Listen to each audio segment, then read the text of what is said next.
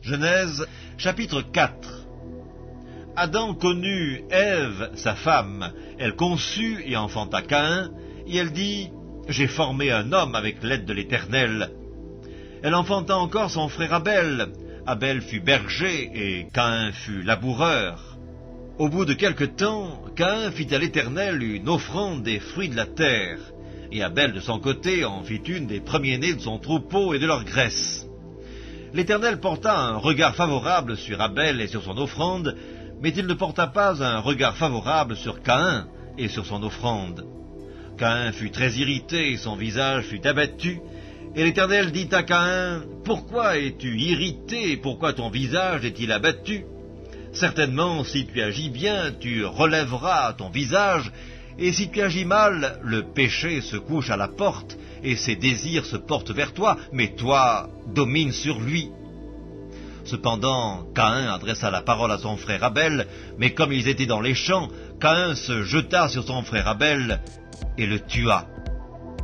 L'Éternel dit à Caïn, « Où est ton frère Abel ?» Il répondit, « Je ne sais pas, suis-je le gardien de mon frère ?» Et Dieu dit, « Qu'as-tu fait ? La voix du sang de ton frère crie de la terre jusqu'à moi. Maintenant tu seras maudit de la terre qui a ouvert sa bouche pour recevoir de ta main le sang de ton frère. Quand tu cultiveras le sol, il ne te donnera plus sa richesse.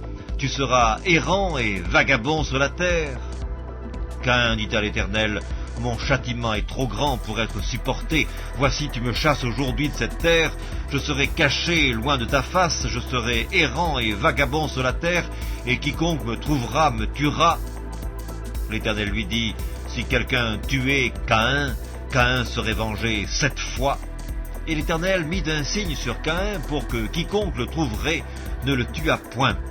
Puis Caïn s'éloigna de la face de l'Éternel et habita dans la terre de Nod, à l'orient d'Éden. Caïn connut sa femme, elle conçut et enfanta Enoch. Il bâtit ensuite une ville, et il donna à cette ville le nom de son fils, Enoch. Enoch engendra Irad, Irad engendra Méhujaël, Méhujaël engendra Métushaël, et Métushaël engendra Lémec. Lémec prit 2 femmes, le nom de l'une était Ada, et le nom de l'autre Tsilla. Ada enfanta Jabal, il fut le père de ceux qui habitent sous des tentes et près des troupeaux.